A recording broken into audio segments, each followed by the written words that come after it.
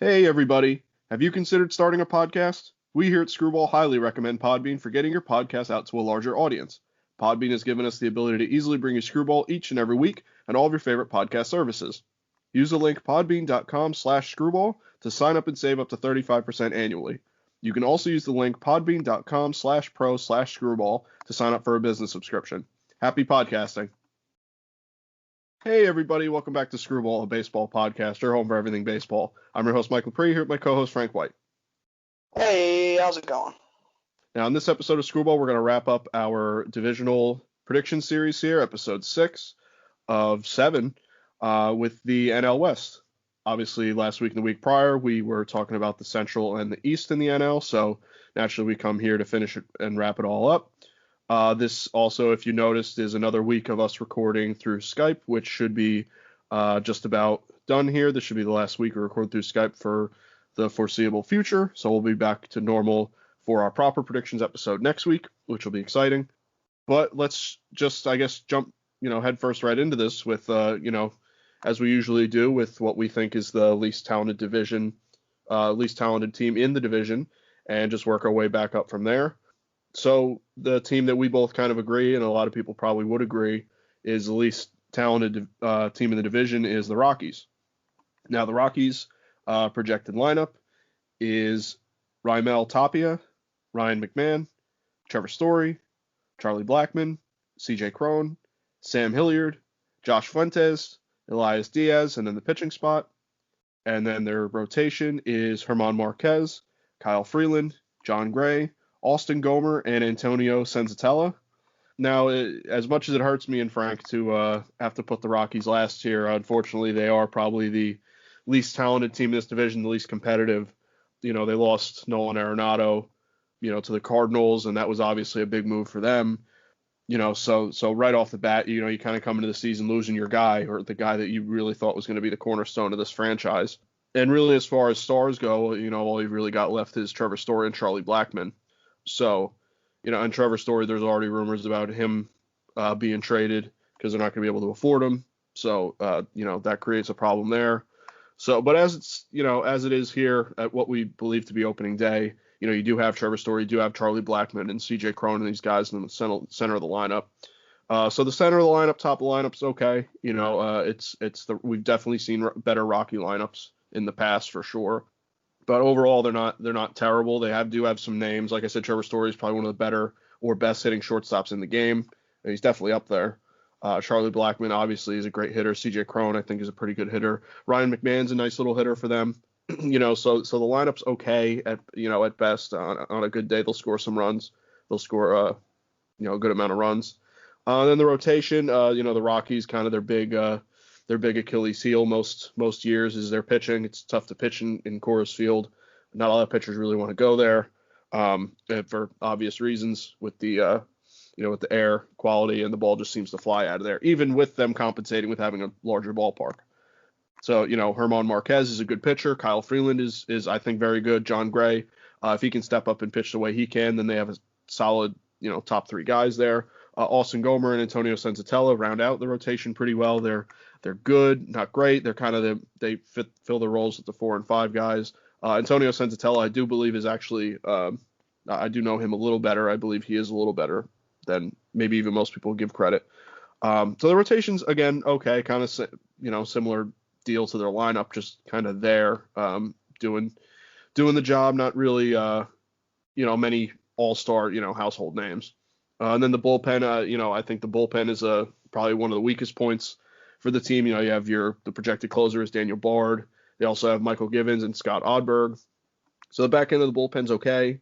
Again, it's tough to pitch there. So I don't know if just good or okay will fly. And then for some depth, they do have some depth. They have Brendan Rodgers, second baseman, Garrett Hampson, who can fly. The backup catcher Dom Nunez. These guys are going to be good for them. So they do have some depth in some of these positions, particularly the outfield and middle infield. But overall, I'm not going to belabor the point. This team isn't great. They're not built for winning right now. They're definitely building for a rebuild, I would think. By the looks of it, like I said, they've definitely seen some better teams in the past, in the recent past too. So as much as it pains me and Frank to kind of put him here, it just is what it is. And hopefully that that Nolan Arenado trade can be a jumping off point for getting some good prospects, getting some better prospects, and building towards a better future for them. So that's kind of what I'm thinking with them. I don't know what your opinion on them is and what you're kind of thinking for their season. Yeah, I mean, the Rockies not a great team right now. As you mentioned, some of the players that have some decent names, but for the most part, they're not built very good throughout the whole organization, even into the minor leagues. They don't really have a good reputation right now after the Arenado ordeal and kind of what's unfolding with Trevor Story. So to go into some of the names, like you said, Herman Marquez is actually a relatively good pitcher. I think you can see him get moved. Kyle Freeland has some high potential as a young guy. John Gray still has super high potential. Antonio Senzatella is pretty good. Wilson Gomer is all right. They got guys like Chichi Gonzalez, Derek Rodriguez, Pudge's son, Daniel Bard, Michael Givens, Scott Oberg, Yancy Almonte. So, they have a couple, you know, rotation wise, they have a couple decent arms. Bullpen, they have, Bard and Givens, Oberg, so they got a couple decent guys there, but nothing too crazy. So their pitching's not great, but if some of these guys go, live up to their expectations, they could have, a relatively decent starting pitching, starting five. But overall, pitching's just not great. And then in that ballpark in that division, it's just not going to help them. Yeah. You get into the lineup, you get guys like Elias Diaz, Dom Nunez, CJ Crone, who's not a terrible veteran bat, Greg Bird, kind of know about him. Brendan Rodgers, who's so far has not lived up to expectations, but is still very young and still early on in his career to be talking about that. Yeah, Chris Owings, Ryan McMahon, who again was a higher guy. He's been okay, not lived up to expectations. Garrett Hampton, another guy you can put right in that lineup, but these guys are still young and have a chance to kind of step up in the future here. Trevor Story, one of the better shortstops in baseball. Some injury prone, seasons, but a good chance he gets traded, this season or in the off season. Ramil Tapia is actually a relatively good outfielder. No one really talks about too much. He's actually pretty good. Sam Hilliard and Charlie Blackmon, who at this point is not towards the end of his career, but coming towards more of the back half of his career. So things should be kind of heading downwards essentially compared to where it was 3 or 4 years ago. Yeah. So they have some good names, but overall the team's not that great, and they're going to be trading a lot of people away. That's pretty much what's going to happen. Because to get into their prospects in their minor league system, we got outfielder Zach Mean, and I believe that's it. I believe that's their only top 100 guy. Oh wow.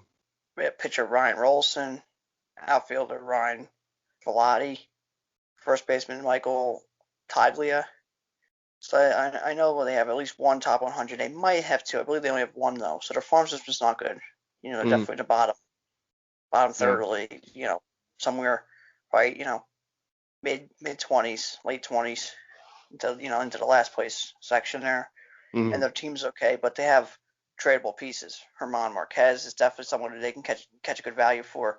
John Gray, Kyle Freeland, if they really want to do that. Antonio Senzatella, Daniel Bard, who pitches like he did. Michael Givens, Oberg, CJ Cron could go to a winning team. Chris Owings can go to a winning team. Story, obviously. Blackmon. So they have pieces here where they could trade and really help build up this farm system. So that's pretty much where they're going to go with this division.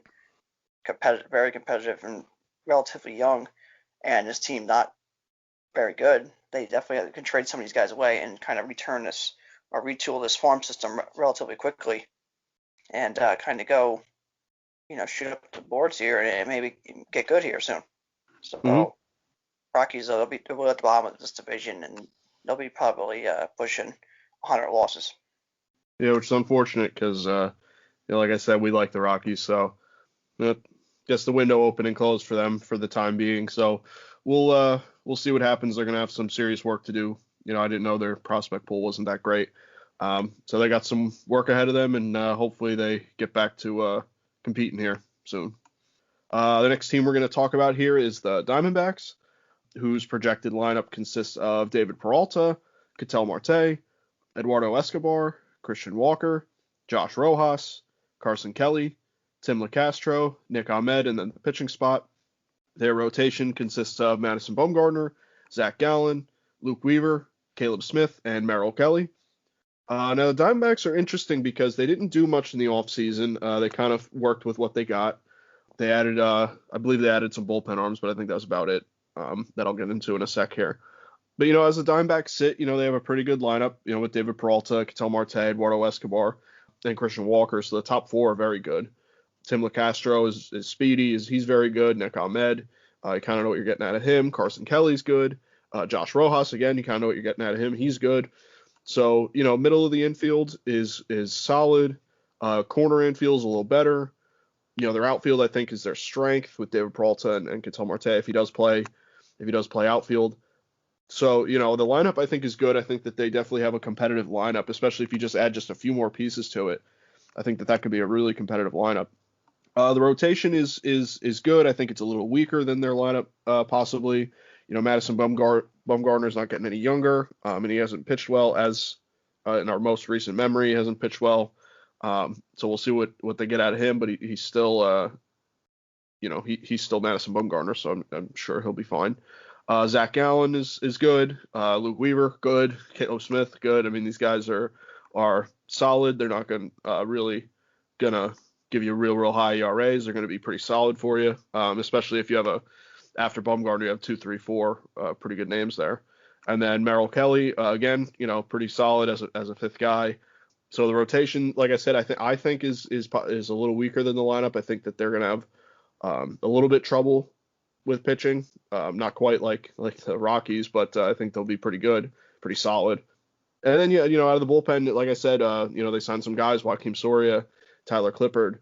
These guys are going to round out their bullpen well. They'll have a good closer. They'll have a good 8 guy. They have a guy, Stefan Christian. I'm not sure if I'm saying that right. If I'm not mistaken, he's pretty good. So the back end of the bullpen's pretty good. Overall, the bullpen's not super deep, but, for a team that we're kind of projecting here to be a lower part of the division, a little less competitive than especially the top 2 teams. So, for what it is, I think it's pretty good. Not super, super deep, but it will get the job done in a lot of games. And then I think where they have a lot of value is in depth. So that, they have Asdrubal Cabrera off the bench who can still play pretty well. I believe he's still a prospect, but they have him listed as a bench guy as Dalton Varsho, who's, I believe, a catching prospect. And then they have Stephen Vogt, who just seems to bounce around an awful lot, even though he's a pretty talented guy. So depth is definitely on their side. Like I said, I think that their position players and their lineup is good, and I think might be their strength. I think that the pitching is a little bit more of a question mark for me. I still think that they have solid names. Like I said, a Bumgarner, if he comes back and pitches like he can, he's going to be fantastic. Joakim Soria and Tyler Clippard, you kind of know what you're getting out of the back end of the bullpen. So, and then, Zach Gallen and Luke Weaver at more of the top end of the rotation are going to do good for you. So, Diamondbacks kind of, you should like what you're seeing here, but they're kind of still in that middle weird part of the division. They're certainly not going to compete with the top 2 teams. And I very highly doubt, a wild card. But there's still some things to like here. There's still some pieces to really get excited about if you're a Diamondbacks fan. And I think that if they make the right moves and kind of tread lightly and do the right things in the coming years, you'll get into their prospect pool. I don't know if they have more guys coming up that I don't know about. But I think overall, I think they're looking okay. I don't think there's too much to really, really be concerned about. I don't see them being I think I still see them being a sub 500 team at the end of the day, but I think that there are things to like, and we'll see what happens with them. But what do you kind of thinking with the Diamondbacks here? Do you kind of, I know you had them a little more highly regarded than me, so I'm interested to hear what you got to say. Yeah, I think the Diamondbacks really have a relatively decent roster. I like their roster actually a lot better than I like the Giants roster. Mm-hmm. who is obviously going to be, the next team we talk about. But they go into a Diamondbacks, they got guys like Bumgarner, who obviously has fallen off a bit. But then you get into some of these other rotation guys. Zach Gallen's, he's going to be an ace. Luke Weaver has got a shot at being an ace. And Caleb Smith is definitely a high rotation guy. So there's 3 guys there that really could have had this rotation for a long time. And then give Bumgarner from the ace status on this team, he could drop down to a 2 or 3 man. You really got a good rotation. And that's without a really young pitcher, Merrill Kelly, who's also could be relatively good. Alex Young. So I mean, they have a pretty good rotation. Definitely, I think the 3rd best rotation in this division. And then they're in their bullpen, Chris Davinsky, who's been pretty good in the past.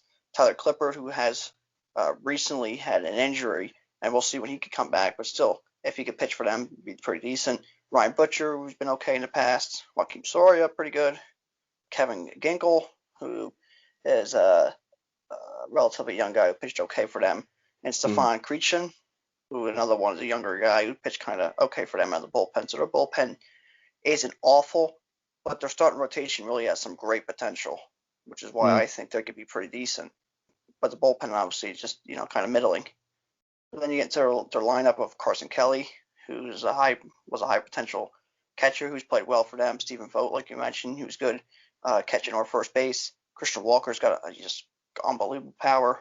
Jubal Cabrera could play around. He's still, a relatively good player. Ketel Marte's fantastic, MVP candidate 2 years ago. Last year struggled in a shortened year, but I think he'll bounce back this year for sure. Andy Young, just bench player. Eduardo Escobar, he's another one who will bounce back and play well. Nick Ahmed, pretty good shortstop. Dave Peralta, when he's not hurt, no one really talks about. He has some really good years. Tim LeCastro is one of the fastest guys in baseball, and Cole Calhoun, who just defensively is really good. Offensively, he's okay. And then Dalton Varsho, who you mentioned, who's a younger guy who's got some pretty decent potential. So they're with the rotation being, a high potential, their bullpen being okay, and their lineup relatively good. I see this team, really fighting for, could be right at 500, mostly because of the division so strong. You put them in a different division, I think they are a little over 500, but the division's going to be tough, so they're going to probably be at 500, like you said. But I like this team's roster. Not, it's like we always said, it's still a more middling team. Are they rebuilding? Are they trying to be competitive? At this point, I think they did really. They're not as bad off as you think because their roster is still pretty good. It can compete a little bit, and their farm system is actually pretty good. So they kind of retooled without fully going rebuild, which is good, which is kind of the way you want it to be. But they got to make sure they turn it all the way around. Otherwise, we're going to keep questioning them as a middling team.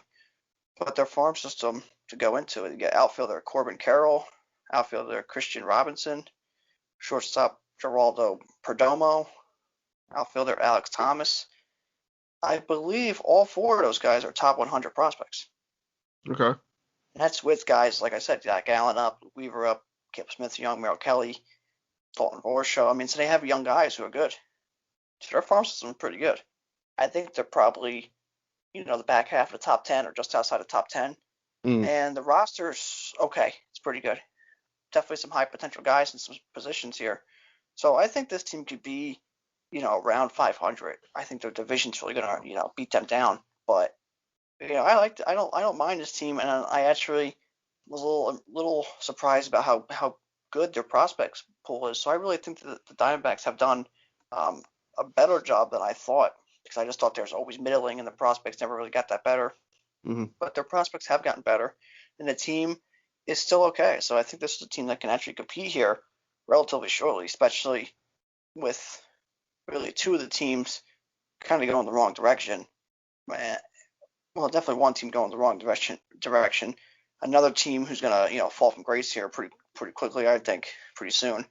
And then another team who's kind of in the same boat as them in the Giants. But yeah, I think the Diamondbacks are okay, and they definitely have some talent. And if they really want to start trading some guys, they definitely have some pieces to trade away who could alter, the rest of the league for sure. Yeah, absolutely. I mean, you kind of said it where they're going to get cannibalized by their their division. Imagine sticking them in the Central. That's a little bit more wide open. You're looking at a team that's definitely more competitive and could be even competing for second, third place in that Central division. So, it just is what it is. You can't do anything about it, but they definitely have some talent, and it's good to hear that their prospect pool is pretty good. So I always kind of like the Diamondbacks. So, it might be good to see them start to get good here. The next team, obviously, like Frank mentioned that we're going to talk about is the Giants. Their projected lineup is Tommy La Stella, Mike Yastrzemski, Donovan Solano, Alex Dickerson, Buster Posey, Brandon Belt, Brandon Crawford, and Mauricio Dubon, as well as the pitching spot. And then their projected rotation consists of Kevin Gausman, Johnny Cueto, Anthony DeSclafani, Alex Wood, and Aaron Sanchez. Now, from a lineup perspective, I actually do think this lineup is maybe a hair better than the Diamondbacks, or at least just, I don't know, I personally like what I see out of it from a whole perspective. I think the top of the lineup for the Diamondbacks is better, but I think this lineup gets rounded out a little better. So you got guys like Tommy La Stella, who I love. Tommy La Stella, I think he's good, great leadoff guy. I think good contact guy. Mike Yastrzemski, has really started to not fill the shoes of Carl Yastrzemski, but starting to live up to that last name, Yastrzemski. So I think Mike Yastrzemski is actually a very, very good player. Maybe a little underrated because he's in San Francisco. Donovan Solano, I think is great. Can really hit the hell out of the ball. Alex Dickerson, good player. Not your ideal four-man, but he's pretty good. Buster Posey has fallen off a cliff with his offensive production. He was never really a home run guy, but the home runs have really taken a dive, and his average, has taken a hit as well. So what do you still get out of Buster Posey? That's a big question, but they do have a catching prospect coming up, so that might mitigate some lost production out of that catching spot. I'm not sure how close he is to the majors, but they do have one. First base, Brandon Belt, I think a pretty good first baseman. Not your ideal power guy. He's batting, what's he projected to bat here? Sixth, seventh, so not ideal, but he's still pretty good. Brandon Crawford, a few years ago was almost, it was touching that, high end shortstop status, but he's fallen from grace. Defensively still good, but the hitting is not there. Mauricio Dubon, I'm not too familiar with. Looks like a utility guy. I'm not going to sit here and venture to guess what he's like, but I'm assuming. I'm kind of thinking if he's lower in the lineup, I'm kind of thinking like a contact guy, maybe a young guy. I'm not sure. And the rotation is, I think, weaker than the Diamondbacks. Overall, I still think it's good. I just think it's got way more question marks. So you have Kevin Gausman, who's listed as the top guy, and let's be honest, he hasn't proved himself in a consistent manner. But he is good. If his stuff is there, he is good. So that's the only thing with them. Johnny Cueto at this point, I don't know what you get out of Johnny Cueto if he's your two guy. I mean, back in the day, Johnny Cueto was an ace. He's had some injury problems in the past. Is he, can he produce like he can? The ballpark definitely helps him for sure. It's a AT&T Park, or I think it's Oracle Park now at this point, is big, to say the least. So. And then Anthony DeSclafani, I think, did great with the Reds. I think that he's a little underrated. I don't think he's any ace or anything like that, but he is good out of the three spot. Alex Wood and Aaron Sanchez rounding it out. Alex Wood is good. Aaron Sanchez is good. They're just gonna, they're gonna be solid out of the 4 and 5 spots, but they're not gonna light the world on fire or anything. And then from the bullpen, you got guys like Jake McGee, Tyler Rogers, Matt Weisler. So pretty good back end of the rotation. Again, I think the Diamondbacks definitely have an edge there. I think they have a little bit more consistent bullpen, a little bit more names. So, again, kind of similar rotation. What do you get out of that? Jake McGee's obviously going to be good, but, if that's the extent of your depth in your bullpen from a more, elite standpoint, then, you got some questions. As far as depth, I think they have good depth. You have Evan Longoria off the bench, who may even, I don't know, they probably consider him a starter as well. Then you have Wilmer Flores and Austin Slater. So good overall around the field, pretty good depth. And like I said, there is that catcher that you'll get into. I think was it Joey Bart or something like that. So I don't know how far away he is. So that might add some depth. So, overall, I do think that there's a little bit more potential here. Well, actually, no. Let me rephrase that. I think the Diamondbacks do have more potential for talent here. I think the Diamondbacks could leapfrog this team, but I think as it stands right here, I like the names here a little bit more. Are they leagues better than Diamondbacks? No. I think they're both kind of on the same spot, sitting around 500, maybe a touch above 500, maybe a little below 500. So I kind of see these two teams in the middle here, and the reason that I'm using them as a comparison is because there is no comparison for the next two teams, in my opinion, and probably most people's opinion.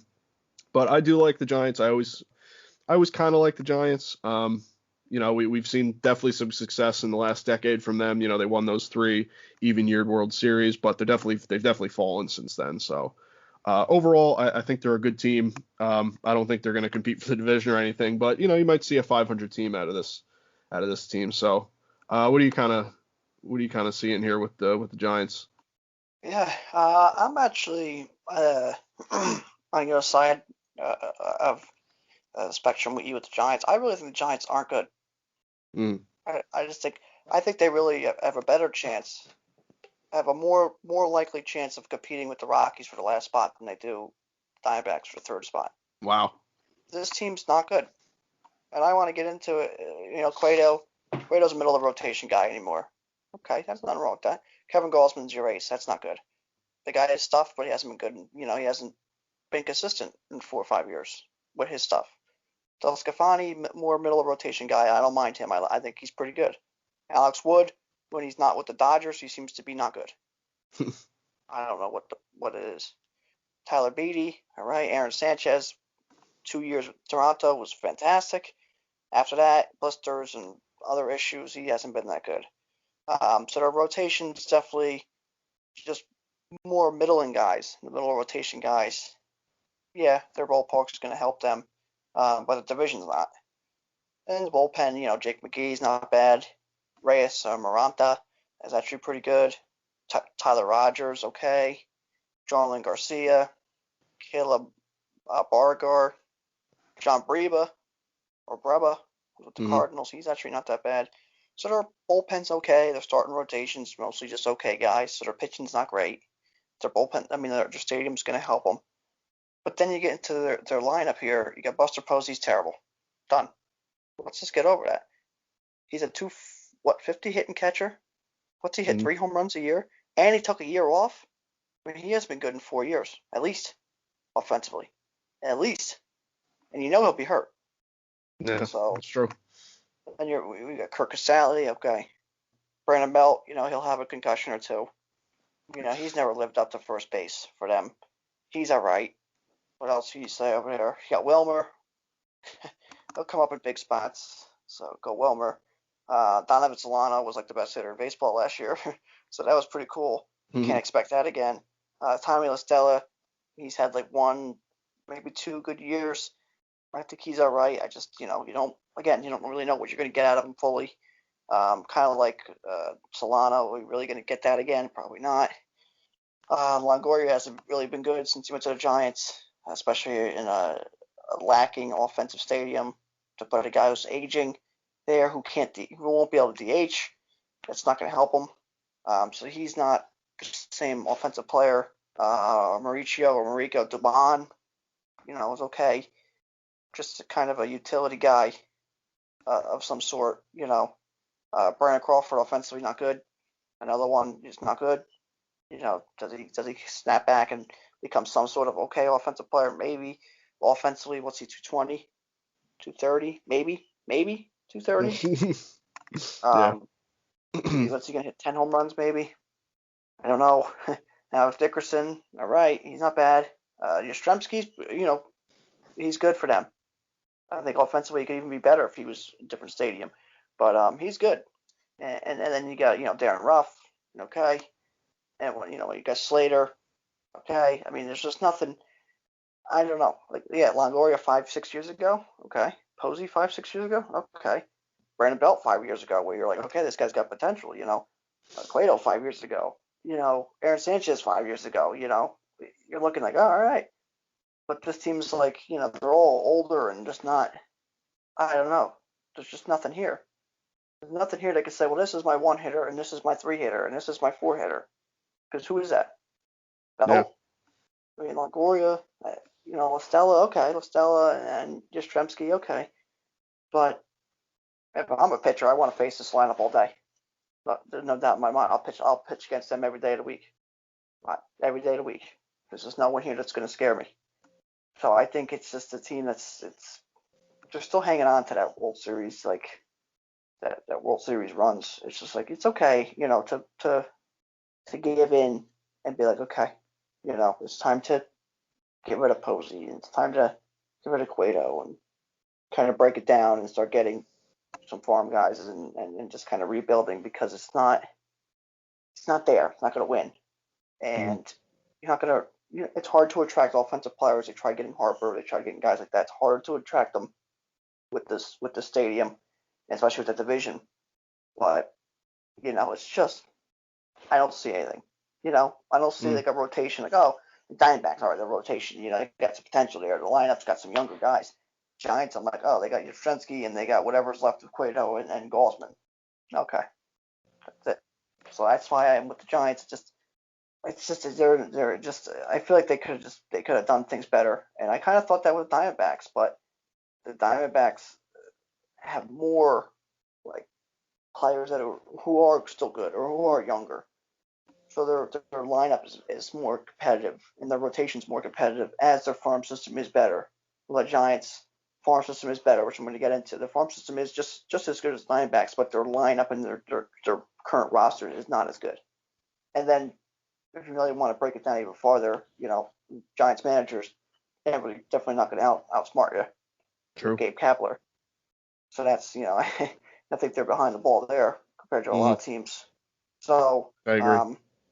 I just don't think the Giants are that good. I mean, I know Mike's always kind of liked them, but I see them more pushing maybe 70 wins, 72 wins with the closer to the Rockies than they do with the Diamondbacks. But you never know. But to get into the farm system, they got catcher Joey Bart, who I think we've seen last year a little bit because of Posey opting out. Shortstop Marco Luciano, outfielder Elliot Ramos, outfielder Hunter Bishop. The farm system's pretty good. They're probably like I said, they're probably pretty close to the Diamondbacks. I'd say maybe right at 10, just outside the top 10. I would say they're definitely in the top 15. But the rosters a couple of years ago was pretty good, with some of these names. But most likely now just older, okay, some guys you could trade away and continue to build. But I just don't see them being as that competitive, especially with some of these older offensive guys in a hard stadium to hit in. I just don't. They don't scare me. If I'm a pitcher, I want to face them. Now, if I'm playing LB to show, it's a team I want to play against a bunch. It's true. I'm like, all right, well, Posey's got 17 power, and Longoria, hit that one every once in a while. I mean, I'm not worried about it. So, yeah, whoever's listening likes the Giants. Hopefully they prove me wrong, but I mean, if you're going to stand up here and tell me that they're going to be in the wild card hunt, then you're just out of your mind. You're really just out of your mind. There's nothing here that can tell me they're going to be in the wild card hunt. No. I mean, no. I don't even know. I think Marlins have a better shot than this team. I don't think you're far off there. I mean, I think this team's better than Pirates. If that makes you feel better, that's good. But Giants, I just don't see that good, and that's what it is. It's a relatively good franchise. I mean, it has been more other than 5 years, really the 3 years they went to the World Series, because in between those years they weren't that good. No. But I would say maybe that 5-6 year span there, you go, oh yeah. Other than that, they've been relatively down franchise. I mean, they had Barry Bonds, they went to the World Series that year, but blew it, and then Bonds, steroid allegations. So they've been a relatively down franchise for a while. Good stadium, really good stadium, and good uniforms and stuff. So it's just a bigger market. But it's time to kind of just go get rid of some of these guys and kind of finish the rebuild here and get good again. Yeah, I mean that's kind of a good point to bring up, that they're not that they may be in a position where they think about selling. So as good as well, not as good as I think they are, because they're not good. It's not like they're, like you said, compete for a wild card or anything. But I do think that they are okay, and like you said, if they're because they're definitely trending in that direction. And if they decide to sell, then then there goes. Then they really will be competing with the Rockies for that last spot. So see what happens with the Giants. Again, I don't expect any sort of playoff run or anything, but you never know. You never know how they end up, I should say. So the next team we're going to talk about here is the Dodgers. The Dodgers projected lineup is Mookie Betts, Corey Seager, Justin Turner, Max Muncy, Will Smith, Cody Bellinger, AJ Pollock, Gavin Lux, in the pitching spot. Their rotation consists of Clayton Kershaw, Trevor Bauer, Walker Buehler, Julio Urias, and David Price. David Price, who is returning. So the Dodgers, I'm having a hard time decide with this division who I think is the most talented. But I will give the edge for now in our talking point here to the Dodgers. You know, that they've been the top team. Obviously, their playoff runs up until last year have been woefully disappointing, you know, for Dodger fans and big market LA fans. So, you know, regular season Dodgers always seem to live up to the hype, and then they just seem to, in the playoffs, especially considering that your best guy, Clayton Kershaw, has a lot of trouble notoriously in the playoffs. But I mean, as far as regular season goes, I still think that they're the team to beat in the league, just about, or at least one of the top. You got to consider them top 3, top 4 teams at this point. Mookie Betts, just about, you know, best right fielder in baseball, just about. You know, you got him leading off. I mean, that's fantastic. Corey Seager, a guy I always kind of really liked, really came up big for them in the playoffs. What do you get out of him in the regular season? I think he'll be just fine. One of the higher end shortstops. They got Justin Turner back, which is really a guy they needed back. He'll be good in the regular season if he can stay healthy. He may be even more valuable in the playoffs if and probably when they make it there. Then you got Max Muncy. You know, I think he had a pretty down year last year, but a guy that's got a lot of power. They love him over there in LA, so he'll be just fine in my opinion. The catcher Will Smith, I think, is actually a pretty underrated catcher. I think he's a top 5 at this point, maybe catcher in the league, considering how weak the position is throughout the league. You know, as far as like real, you know, high talent depth. So I think Will Smith slots in there nicely. Cody Bellinger, consistency problem with Cody Bellinger, but high end, you know, ceiling, what you get out of Cody Bellinger, you get an MVP. So, but it's hard to say what you really realistically year in, year out are getting out of him. He seems to change his swing every year, and that affects, is he a 230 guy or is he a 300 guy? You just don't know. AJ Pollock, a guy I really like, hasn't seemed to come through like these other guys for the team, but I think AJ Pollock is an underrated player for them. I think that he adds a lot of, you know, he adds a lot to that lineup, and I think he adds a lot to that outfield. So we'll see what you get out of him this season, but he hasn't been all that they kind of expected. And then Gavin Lux, you know, prospect, speedy guy, I'm pretty sure, you know, and he's got some pop. So if, you know, you kind of get what you want out of Gavin Lux, you got a complete lineup here, you know, and then obviously the pitching spot. But, you know, you really do have a complete lineup, a team ready to go for the playoffs. In the rotation, I mean, you know, I'm not a big Trevor Bauer guy. I'm not really bought in to the hype with Trevor Bauer as far as talent. I think he's good. I don't think he's terrible by any means. He didn't command all that money because he's garbage. But I don't think that he should command that kind of money. I'm not going to get into his contract and overblow that thing, but you know, Clayton Kershaw is one of the better pitchers we've seen in the last 20 years as far as regular season goes. So you kind of know what you're getting out of him. He is getting older, so you're going to see some regression, kind of like what we talked about with Scherzer. Although, you know, these guys are higher end pitchers and are fantastic in the regular season, there is going to be regression eventually. And then behind him, Trevor Bauer. Like I said, I'm not buying into Trevor Bauer. Mid-3 RA guy, realistically in a full season. You know, ceiling, yeah, he could pitch very well. I think that the potential's there, and especially with LA, he's going to be fired up. So you never know what you get. But I think this next guy here, Walker Buehler, I think Walker Buehler's better than him. I think Walker Buehler's fantastic. I think he's a great pitcher. He's got a good you know, cadence on the mound. I think he's actually one of their. He may overall postseason and regular season be their best guy. And then behind him, Julio Urias and David Price. Julio Urias came up, you know, big for them in the playoffs, but I think that he'll do just fine in the regular season, especially if he's your 4 guy. That's not a problem to have. And then David Price coming back. What do you get out of David Price? That remains to be seen. But if he's your 5 guy, I don't think there's too much to complain about. So, I think he'll be just fine out of the 5 spot. It's a lot more than a lot of teams can say. And then the bullpen, admittedly, I think that although the bullpen as a whole has a lot of depth, I think that their closer is becoming a problem. I think that Kenley Jansen has good stuff, but I think that he has been having a problem with his ERA and blowing games. I think his ERA usually sits anymore in the mid threes, and frankly, from a closer for just about one of the better teams in the league, I don't think that's going to fly. You've got guys like Blake Trinan, Bruce Stark, Gratterall, and Corey Knable, among many other names. But so the bullpen is good. It's better than most. I'll put it that way. But you do have to really take a look at Kenley Jansen, take a long, hard look, and say, hey, is this our guy? You're really going to have to. And then on the bench, you got fantastic depth. You got Chris Taylor, kind of guy that kind of seems to play, a lot of different positions. Austin Barnes, a good backup, filling in for Will Smith, and Edwin Rios. I think that their depth is good. I don't think it's, I think if there's anything that they can improve on, could add another name there, could add another name in the bullpen. But overall, this is a pretty complete team. I still think, like I said, it is the team to beat in the West, although the Padres are fast approaching. And, like I said, it's going to be tough deciding who I think is really going to win this division, because it's going to be an absolute dogfight. I think I could even see both teams having 100 wins. I'm not even kidding.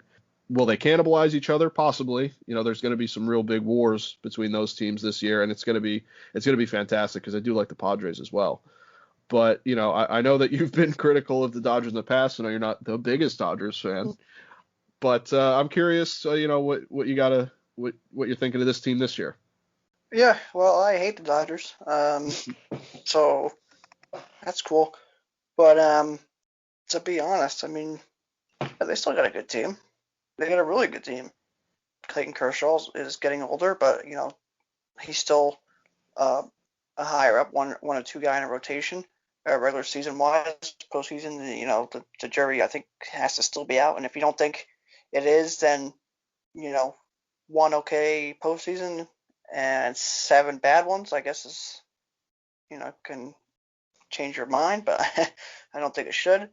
Trevor Bauer's a maniac. I don't really like Trevor Bauer, and I think he's gonna have a huge target on his back for being just a maniac.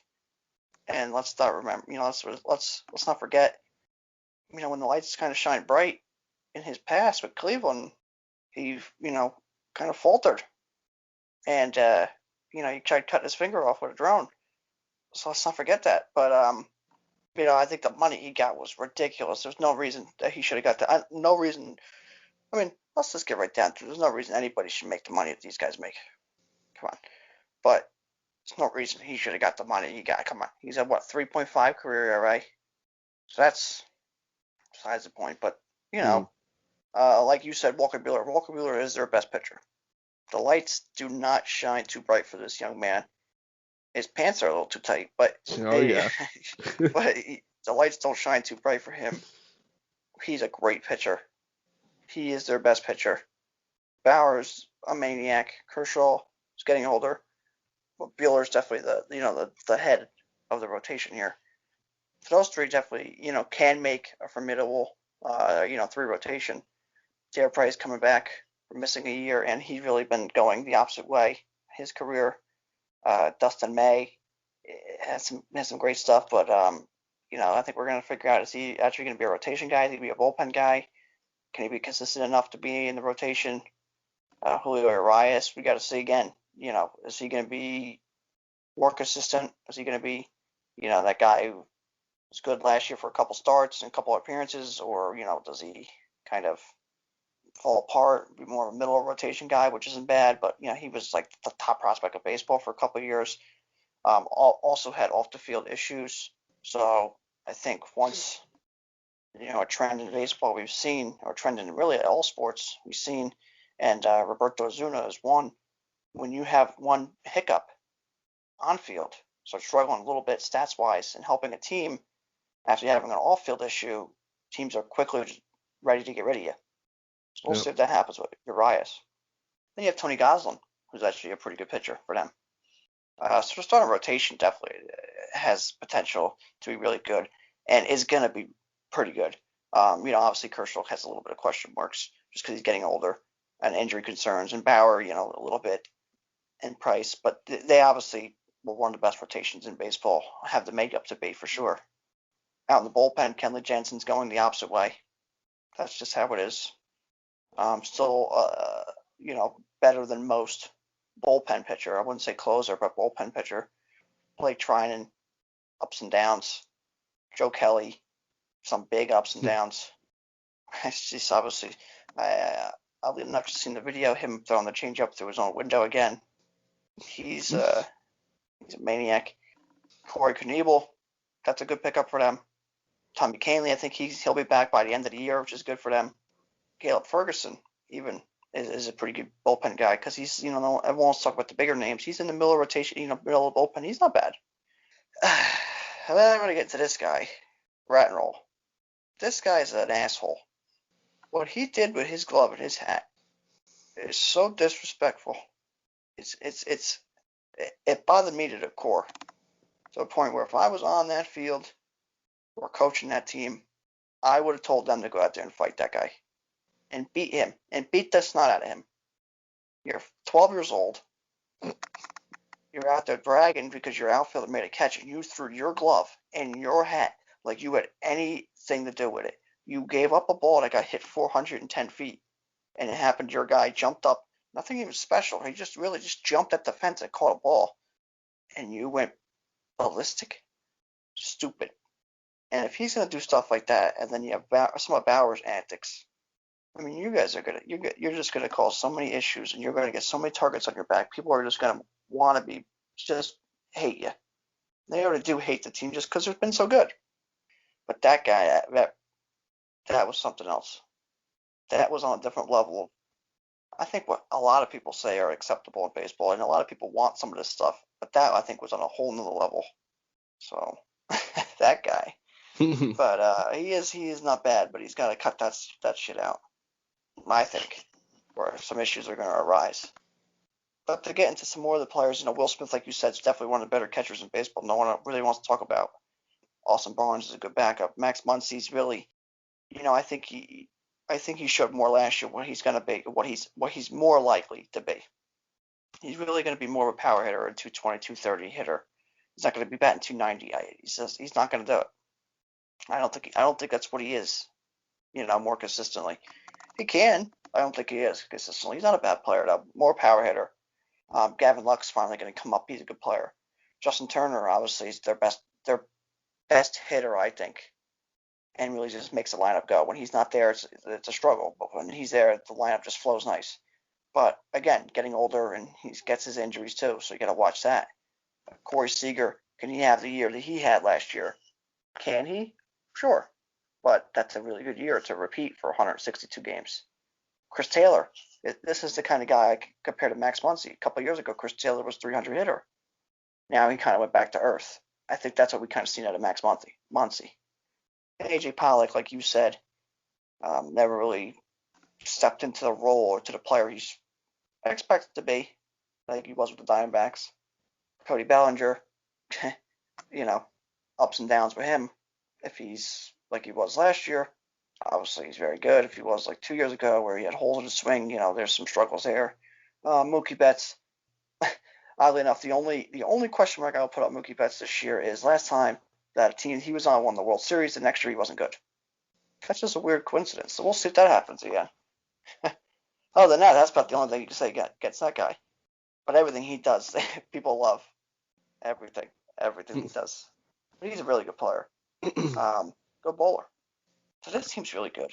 I mean, this team's really good. As much as a lot of people don't like him, including myself. They are really good. They do have more vulnerability than they have in the past. With guys getting older, and they finally got over that hump and won a World Series. It's hard to do it again. Stuff just kind of breaks against you after that. So we'll see.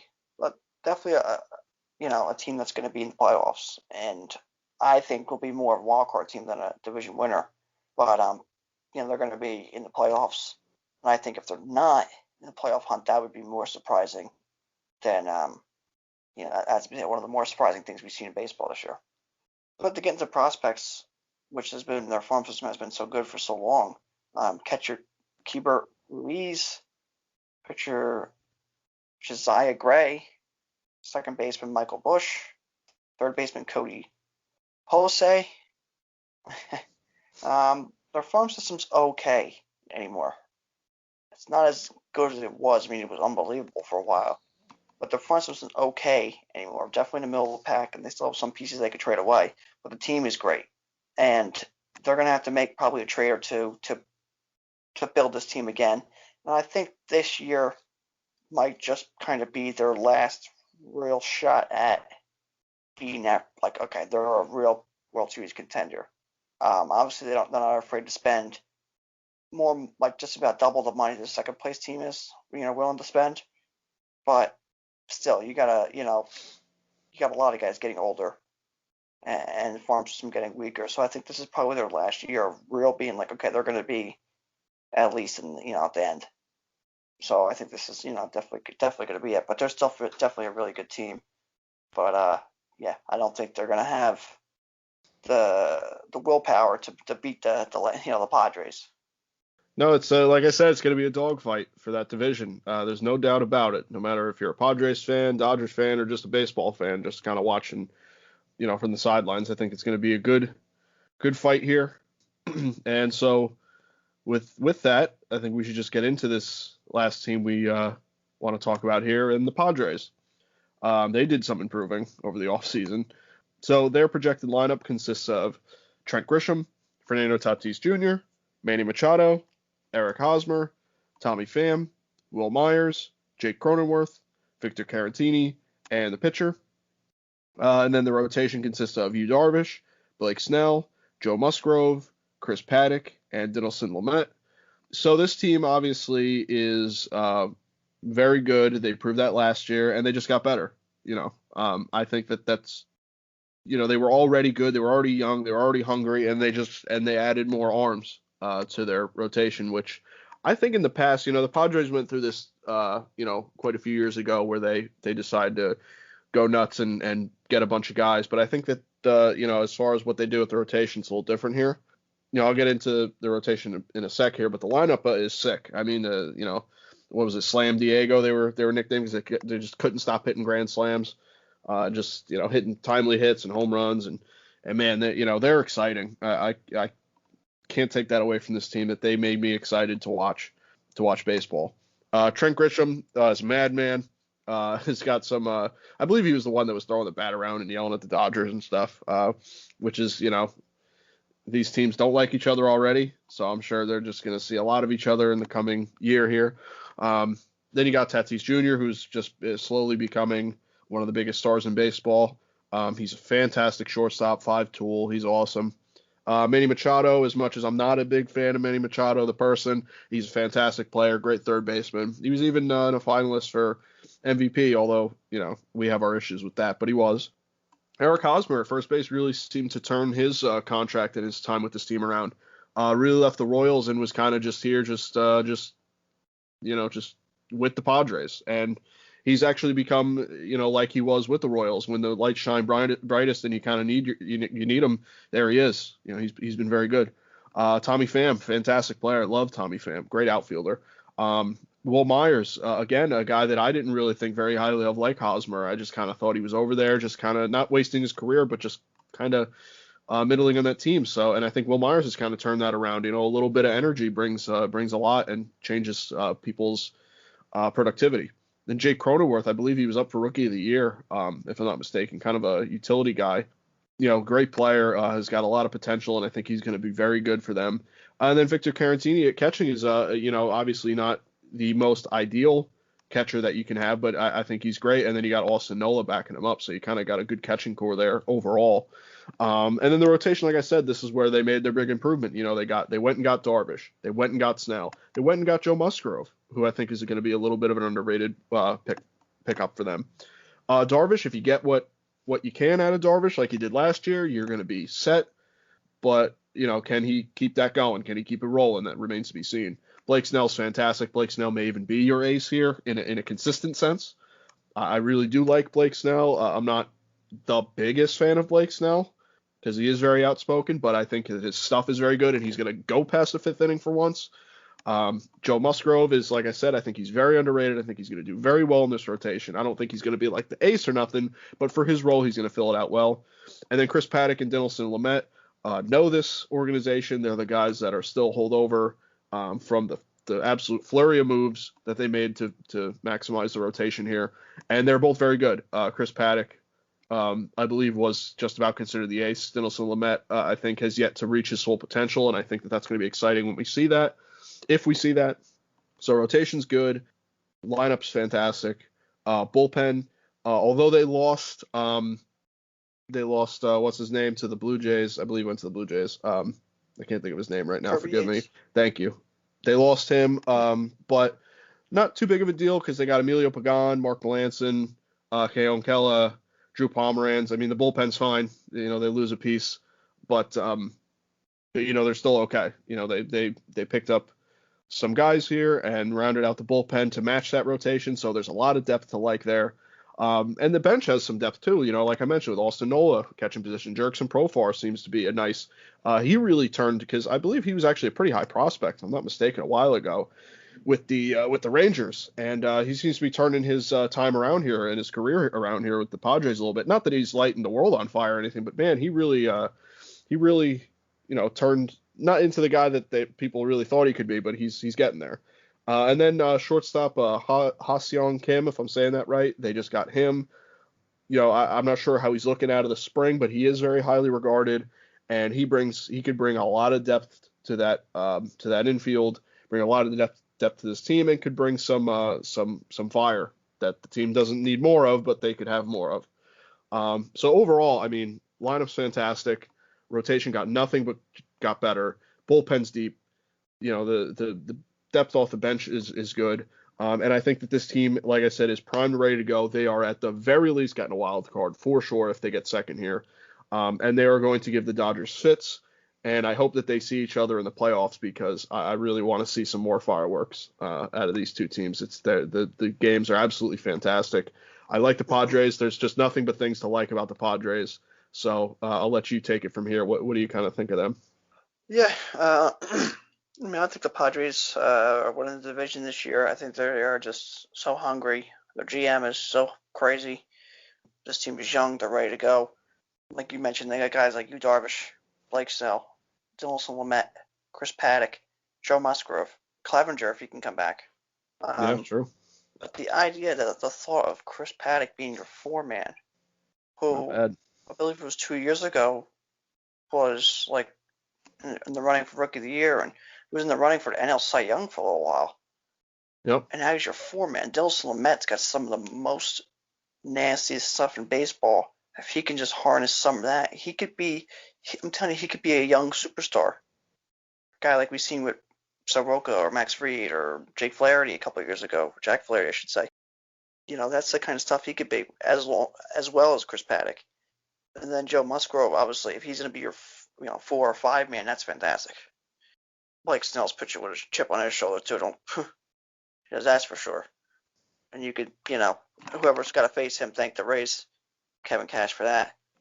This rotation is set up beautifully. They went from a team who couldn't get a starting pitcher to come through the doors, and now they have an overabundance of them. Then they go to the bullpen. Emilio Pagan, very good, very very good. Drew Pomeranz found a niche out in the bullpen. Matt Strahm, who last year was a higher potential starting pitcher, now in the bullpen. That's good for him. Mark Melanson still getting it done. Craig Stammen still getting it done. Ryan Weathers and Adrian Morion, a younger guy. So their bullpen is pretty good. Good mix of lefties and righties and veterans and young guys. And the idea of maybe Clevenger coming back at the end of the year, maybe pitching a little bit out of the bullpen could help them too. So pitching wise, they're very well off. They can make a move. They can make a free agent, signing to even bolster it even further bullpen wise. But they're very well off. You get into their lineup, Austin Nola, Victor Caratini. I think that's probably, I would say, maybe their weakest position, maybe catcher. And that's really, it's not bad. It's not terrible. But it's probably their most, their weakest position. Which a lot of teams are kind of like that. When you have a solid catcher, a really good catcher, I mean, the whole team's, kind of sets up well. Then you got Eric Hosmer, who, like you said, has played better when the team played better.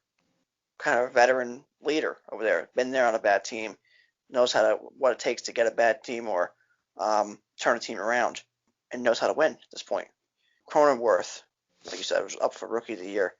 Jurickson Profar, who was a top prospect with the Rangers, he still has some swing and miss, but a utility, he plays everywhere.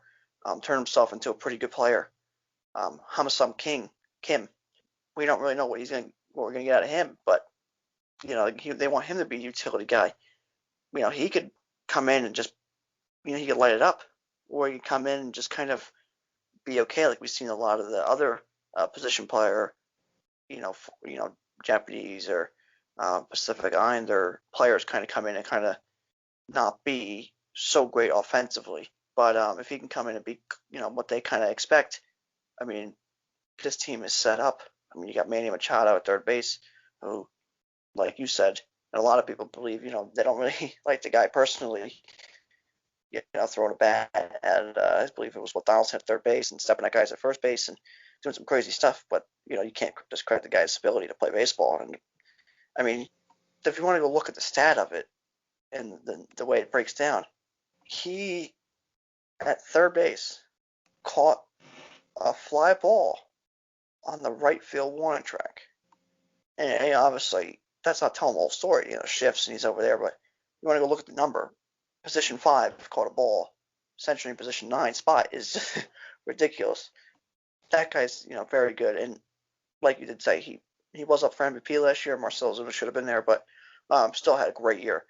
Fernando Tatis is baseball sweetheart right now. I think he's more beloved, crazy enough to say, than Trout. I'm not going to say that personally, but he definitely has more flair.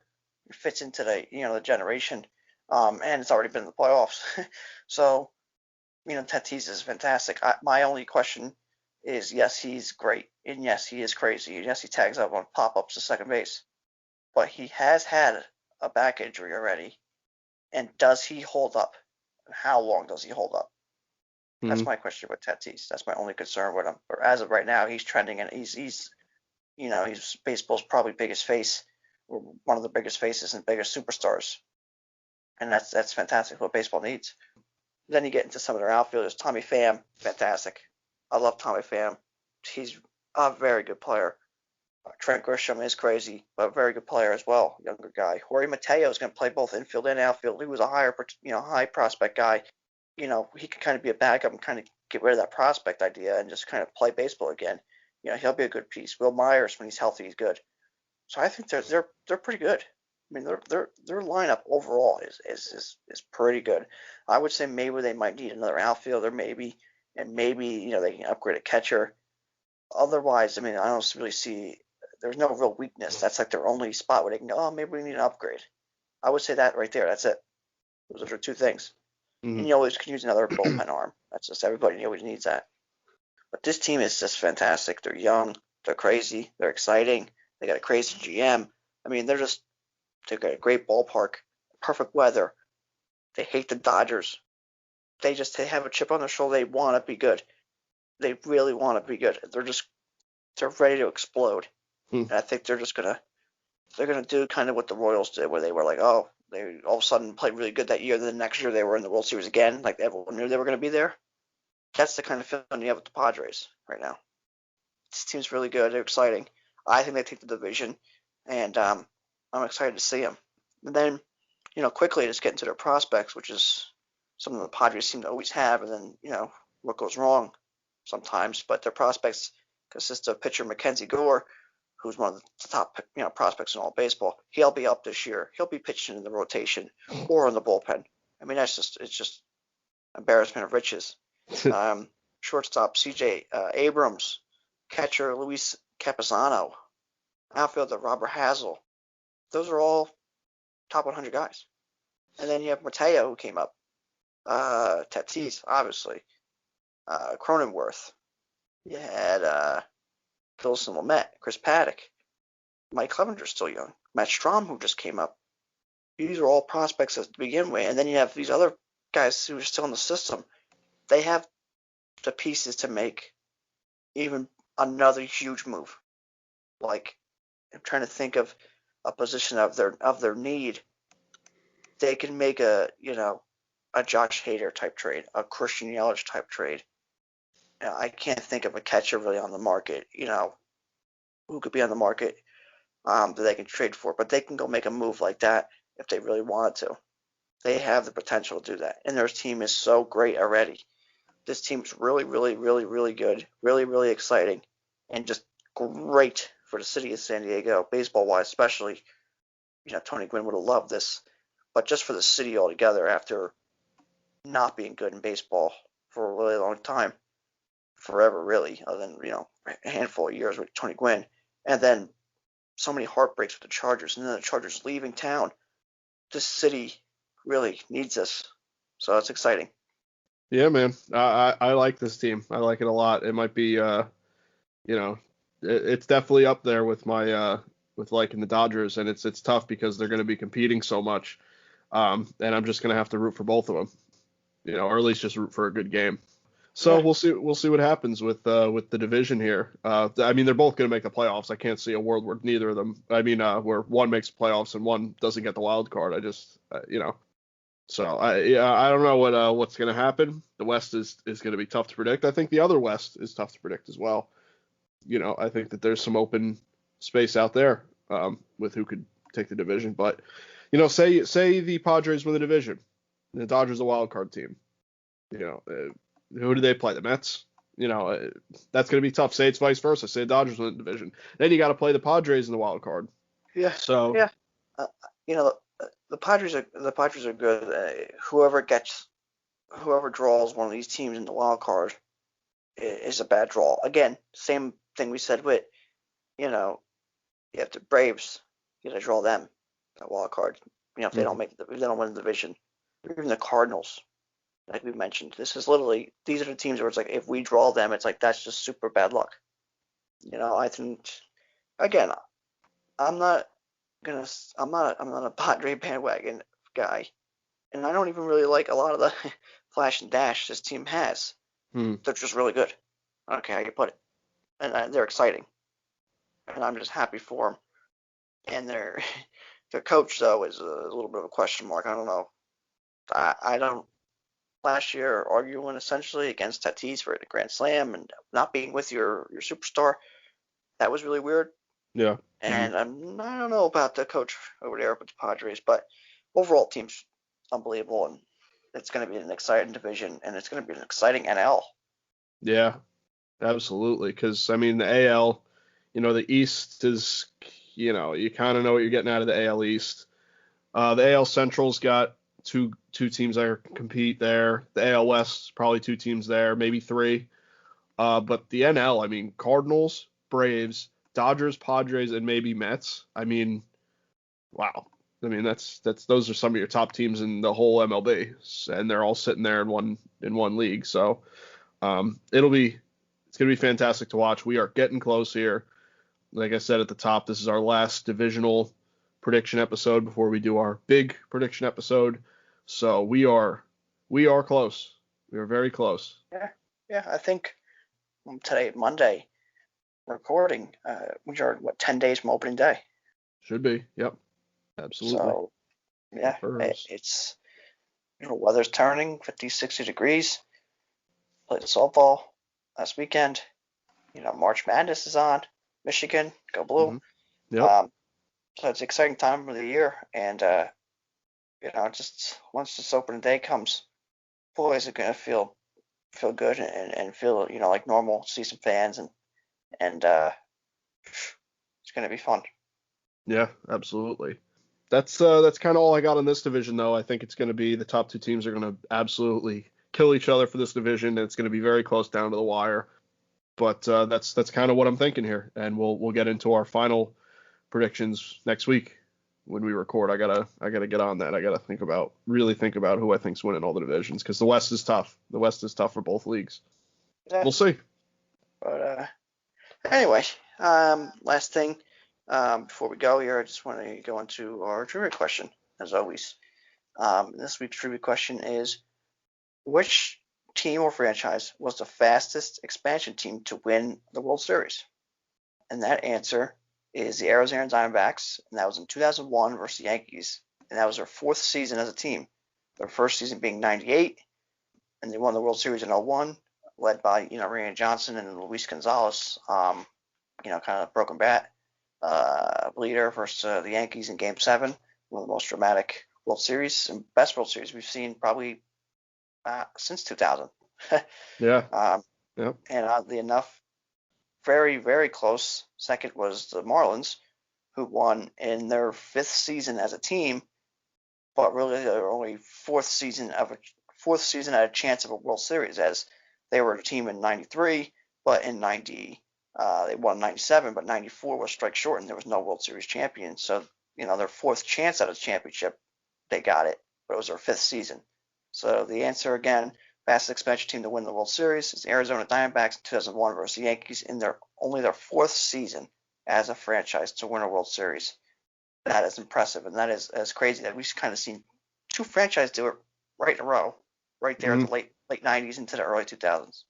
Yeah, it's a good one. I knew it was. I was like, it's not the Marlins. I was like, I guess it's got to be the Diamondbacks then because they're the only ones who won it. So, or at least right around there. So, yeah, no, that's a good one, definitely for sure. But yeah, unless do you have any news updates or anything you want to kind of close out here with? Because I'm good. I'm ready to go for the to start thinking about my predictions overall. No, just our fantasy draft is this weekend, so that's going to be exciting. Opening day is 10 days from Monday, the day we're recording, and man, I'm just excited. And the show's coming out soon, and actually seen a thing today. I said Roberto Clemente is going to be in the game, so that's going to be pretty cool. Yep. Yeah, I can't wait for that. We got it a little late this year, but that's okay. It is what it is. Yeah. At least it's not like May, like that one year I got it. Yeah. No.